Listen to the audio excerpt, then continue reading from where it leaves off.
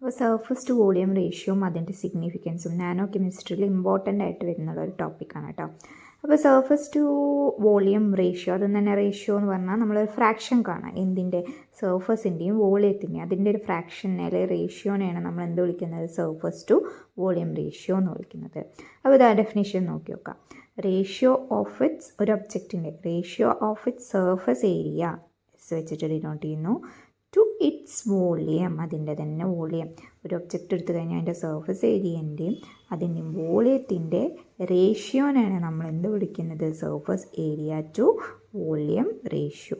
അല്ല എന്നുണ്ടെങ്കിൽ അതിനെ സിംപ്ലി നമുക്ക് എന്ത് വിളിക്കാം, സർഫസ് ടു വോളിയം റേഷ്യോ. അല്ലെങ്കിൽ അതിനെ നമ്മളെങ്ങനെ ഡിനോട്ട് ചെയ്യുന്നത്, S/V എന്നുള്ള ലെറ്റർ വെച്ചിട്ടാണ് ഡിനോട്ട് ചെയ്യുന്നത്. അതുപോലെ ഒരു വേറൊരു ഡെഫിനേഷനും ഉണ്ട്, S/V എന്നല്ലേ, S/V ആണ്. അപ്പോൾ ഇവിടെ 1 ആക്കി കഴിഞ്ഞ് കഴിഞ്ഞാൽ വോളിയം 1 ആണെന്നുണ്ടെങ്കിൽ surface area per unit volume എന്നും നമുക്ക് പറയാം. അപ്പോൾ in other words the value of surface area per unit volume of an object is called as surface to volume ratio. ഇപ്പോൾ 2 ഡെഫിനേഷൻസ് വരുന്നുണ്ട്. ഒരെണ്ണം സർഫസ് ഏരിയ അതിൻ്റെ വോളിയം തമ്മിലുള്ള റേഷ്യോ ആണ്. സെക്കൻഡ് വൺ വരുന്നത് surface area per unit volume എന്ന് പറഞ്ഞാലും surface area to volume ratio ആണെന്ന് മനസ്സിലാക്കാം. ഇനി അതിന് യൂണിറ്റ് എന്ന് പറയുന്നത് മീറ്റർ ഇൻവേഴ്സ് ആണ്. SI യൂണിറ്റ് വരുന്നത്. നമുക്ക് ലെങ്ത് ഇൻവേഴ്സും സെൻറ്റിമീറ്റർ ഇൻവേഴ്സും നാനോമീറ്റർ ഇൻവേഴ്സും ഒക്കെ നമുക്ക് യൂസ് ചെയ്യാൻ പറ്റും. ഇനി നമ്മൾ അതിൻ്റെ കുറച്ച് കാര്യങ്ങൾ പറയാൻ പോവാണ്. അപ്പോൾ നമ്മൾ ബൾക്ക് സ്റ്റേറ്റ്, അതായത് വലിയൊരു പീസ് എടുക്കുകയാണെന്നുണ്ടെങ്കിലും ആ ഒരു വലിയ ബൾക്ക് പീസിനെ നമ്മൾ കട്ട് ചെയ്ത് സ്മോളർ ഡയമെൻഷൻസ്ക്ക് കൊണ്ടുവന്നാൽ എന്താണ് സംഭവിക്കുക. അപ്പോൾ അത് നമുക്ക് ആദ്യം എക്സാമ്പിൾ വെച്ചിട്ട് നോക്കാം. അപ്പോൾ ഈ ഒരു എക്സാമ്പിൾ നോക്കുക. ഇവിടെ ഒരു ക്യൂബ് എടുത്തിട്ടുണ്ട്, 1 മീറ്ററാണ് അതിൻ്റെ ഡയമെൻഷൻസ് ഇവിടെ തന്നിട്ടുള്ളത്. ഇതിനെ നമ്മൾ കട്ട് ചെയ്ത് സ്മോളർ പാർട്സ് ആക്കിയിട്ട് മാറ്റി, 6 വരുന്ന സ്മോളർ പാർട്സ് ആക്കിയിട്ട് മാറ്റി. 8 പീസുകൾ വരുന്നതായിട്ടോ കൺവേർട്ട് ചെയ്ത് 1 2 3 4 5 6 7 8 വരുന്നതായിട്ട് നമ്മൾ കൺവേർട്ട് ചെയ്ത് മാറ്റുകയാണ്. അപ്പോൾ ഇതിൻ്റെ സർഫസ് ഏരിയ നമ്മൾ നോക്കാം. 1 മീറ്ററാണ് സൈഡ്. അപ്പോൾ ഈ സർഫസ് ഏരിയ 1 × 1 1. എത്ര സൈഡ് ഉണ്ട് ഒരു ക്യൂബിന്, ഇതും ഇതിൻ്റെ ബാക്കിലും ഇതും ഇതിൻ്റെ ബാക്കിലും ഇതും ഇതിൻ്റെ താഴെ, ആ മൊത്തം 3 2 6. മനസ്സിലായോ? 1 2 3 4 5 6. ഒരു ക്യൂബിന് 6 സൈഡ്സ് ഉണ്ടാവും.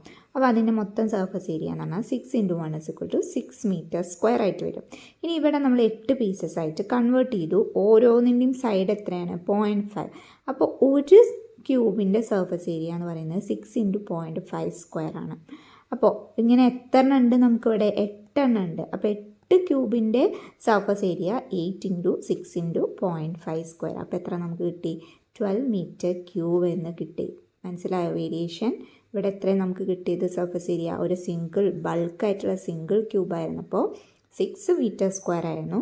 അതിനെ നമ്മൾ സ്മോളർ ഡയമെൻഷൻസ് കൊണ്ടുവന്നപ്പോൾ, കട്ട് ചെയ്ത് സ്മോളർ ഡയമെൻഷൻസ് കൊണ്ടുവന്നപ്പോൾ സർഫസ് ഏരിയ എന്ത് ചെയ്തു, ഇൻക്രീസ് ചെയ്തു.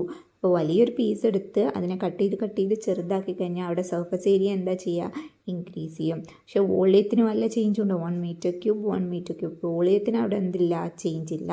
അപ്പോൾ നമ്മൾ കണ്ടുപിടിക്കുന്ന S/V. സ്മോളർ പീസ് ആകുമ്പോൾ സർഫസ് ഏരിയ ന്യൂമറേറ്റർ ഇൻക്രീസ് ചെയ്യുന്നു, ഡിനോമിനേറ്ററിന് ഒരു മാറ്റമില്ല. അപ്പോൾ സർഫസ് ടു വോളിയം റേഷ്യോ എന്ത് ചെയ്യാണ്, ഇൻക്രീസ് ചെയ്യാണ്.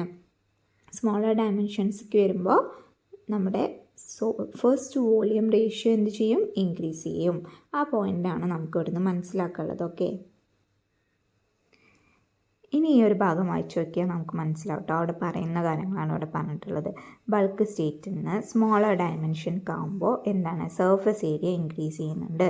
ടോട്ടൽ വോളിയം എന്ന് പറയുന്നത് സെയിം തന്നെയാണ്, അതിനൊരു മാറ്റമില്ല. അപ്പോൾ എന്താണ്, നമ്മുടെ സർഫസ് ഏരിയ മാത്രമാണ് ഇൻക്രീസ് ചെയ്യുന്നത്. അതുകൊണ്ട് എന്താണ്, സർഫസ് ടു വോളിയം റേഷ്യോ അതുപോലെ ഇൻക്രീസ് ചെയ്യുന്നു. ഇത് നമ്മൾ ആദ്യം എടുത്തൊരു ക്യൂബ് 1 മീറ്റർ, അതിന് പിന്നെ നമ്മൾ ഡിവൈഡ് ചെയ്ത് സ്മോളർ ക്യൂബ് 0.5 മീറ്റർ സൈഡുള്ളതാക്കി കൺവേർട്ട് ചെയ്തു. അപ്പോൾ സർഫസ് ടു വോളിയം റേഷ്യോ 6 ന്ന് 12 ആയിട്ട് ഇൻക്രീസ് ചെയ്തു. ഇനി നമ്മൾ അതിനെ 27 സ്മോളർ ക്യൂബ്സ് ആക്കുകയാണെങ്കിൽ വീണ്ടും എന്ത് ചെയ്യും, 1/3 മീറ്റർ സൈഡായിരിക്കും. വോളിയം 6 മീറ്റർ ഇൻവേഴ്സ് നിന്ന് 18 മീറ്റർ ഇൻവേഴ്സ് ആയിട്ട് നമ്മൾ surface to volume ratio increase ചെയ്യും. അപ്പോൾ നമ്മൾ സ്മോളർ പാർട്ട് ബൾക്കിൽ നിന്ന് സ്മോളർ പാർട്ടിക്കിൾസൊക്കെ ആയിട്ട് പോകുന്ന സമയത്ത് നമ്മൾ surface to volume ratio increase ചെയ്യുകയാണെന്ന് മനസ്സിലാക്കുക. അപ്പോൾ നമ്മൾ സർഫസ് ടു വോളിയം റേഷ്യോ പറഞ്ഞു. അപ്പോൾ അതിൻ്റെ എന്താണ് നാനോ കെമിസ്ട്രിയിൽ അതിനുള്ള സിഗ്നിഫിക്കൻസ് എന്നാണ് പറയുന്നത്. അപ്പോൾ നമ്മൾ വലിയൊരു പീസ് എടുത്ത് കഴിഞ്ഞാൽ അതിൻ്റെ സർഫസിൽ മാത്രമാണ് എന്തുണ്ടാവുന്നത്, ആക്റ്റീവ് സൈറ്റുകൾ അല്ലെങ്കിൽ ആറ്റംസ് ഉണ്ടാവുന്നത് കുറച്ചേ ഉണ്ടാവുള്ളൂ അല്ലേ. ഈ ഒരു സർഫസിൽ കുറച്ച് ആക്റ്റീവ് സൈറ്റ്സ് ഉണ്ടാവും. അതുപോലെ ആറ്റംസ് ഈ സർഫസിൽ മാത്രമേ നമുക്ക് റിയാക്ഷനിൽ പങ്കെടുക്കുള്ളൂ. ബാക്കിയൊക്കെ ആറ്റംസ് എവിടെ ഇരിക്കുന്നുണ്ടാവുക, അതിനകത്താണ് ഉണ്ടാവുക. പക്ഷെ നമ്മളിതിനെ കട്ട് ചെയ്ത് പീസസ് ആക്കി അതിനെ നാനോ ഡയമെൻഷനൊക്കെ കൊണ്ടുവന്നു കഴിഞ്ഞാൽ അവിടെ എന്ത് ഇൻക്രീസ് ചെയ്യുന്നുണ്ട്, surface to volume ratio increase ചെയ്യുന്നുണ്ട്. അതായത് നമ്മുടെ സർഫസ് കൂടും. അപ്പോൾ സർഫസിലുള്ള പാർട്ടിക്കിൾസിൻ്റെ എണ്ണം കൂടും, നമ്മുടെ ആക്റ്റീവ് സൈറ്റ് കൂടും, ആറ്റംസിൻ്റെ എണ്ണം കൂടും. അപ്പോൾ റിയാക്ഷനും കൂടുതലായിട്ട് നടത്താം അല്ലേ, കെമിക്കൽ റിയാക്ഷൻസ് കൂടുതലായിട്ട് നടത്താം. അവിടെ നമ്പർ ഓഫ് സർഫസിലുള്ള സൈറ്റ്സ് കൂടും, അതായത് നമ്മൾ ആക്റ്റീവ് സൈറ്റിൻ്റെ എണ്ണം കൂടും. ഇൻറ്ററാക്ഷൻ മറ്റ് സ്പീഷീസിനോട് ഇൻറ്ററാക്ഷൻ ചെയ്യാൻ വേണ്ടിയിട്ട്. അപ്പോൾ നാനോ സ്കെയിൽ ഡയമെൻഷനിൽ എന്താ സംഭവിക്കുക, സർഫസ് ഏരിയ മാക്സിമൈസ് ആവും, surface area to volume ratio maximize ആവും. അതുപോലെ നമ്മളെ റിയാക്ടിവിറ്റി മാക്സിമായി പോവും. കുറേ കെമിക്കൽ പ്രോസസ്സസ് നടക്കാനുള്ള ചാൻസ് കൂടുന്നുണ്ട്. അപ്പം എന്താണ്, നമ്മൾ വലിയൊരു പീസ് കാറ്റലിസ്റ്റായിട്ട് യൂസ് ചെയ്യുന്നതിന് പകരം ഒരു നാനോ പാർട്ടിക്കിളാണ് നമ്മൾ കാറ്റലിസ്റ്റായിട്ട് യൂസ് ചെയ്യുന്നുണ്ടെങ്കിൽ അതിൻ്റെ കാറ്റലിറ്റിക് എഫിഷ്യൻസി എന്ന് പറയുന്നത് എന്തായിരിക്കും, വളരെ ഹയർ ആയിരിക്കും. അതിൻ്റെ ബൾക്ക് വെച്ച് കമ്പയർ ചെയ്യുമ്പോൾ ഇറ്റ് വിൽ ബി ട്രെമൻഡസ്ലി ഹയർ. മനസ്സിലായോ? ഇതാണ് അതിൻ്റെ ആപ്ലിക്കേഷൻ വരുന്നത്. സർഫസ് ഏരിയ കൂടുന്നു, സർഫസ് ടു വോളിയം റേഷ്യോ കൂടുന്നു, അവിടെ ആക്റ്റീവ് സൈറ്റുകളുടെ എണ്ണം കൂടും, അവിടെ ആറ്റംസിൻ്റെ എണ്ണം കൂടും, കൂടുതൽ കെമിക്കൽ പ്രോസസ്സ് നടക്കാം, അതർ സ്പീഷീസിനോട് കൂടുതൽ റിയാക്ഷൻസ് നടക്കാൻ പറ്റും. അപ്പോൾ കാറ്റലിറ്റിക് എഫിഷ്യൻസി എന്ന് പറയുന്നത് എന്തായിരിക്കും, ട്രെമൻഡസ്ലി ഹയർ ആയിരിക്കും. എന്തിനു വെച്ച് കമ്പയർ ചെയ്യുമ്പോൾ, ബൾക്ക് വെച്ചിട്ട് കമ്പയർ ചെയ്യുമ്പോൾ. ഓക്കെ.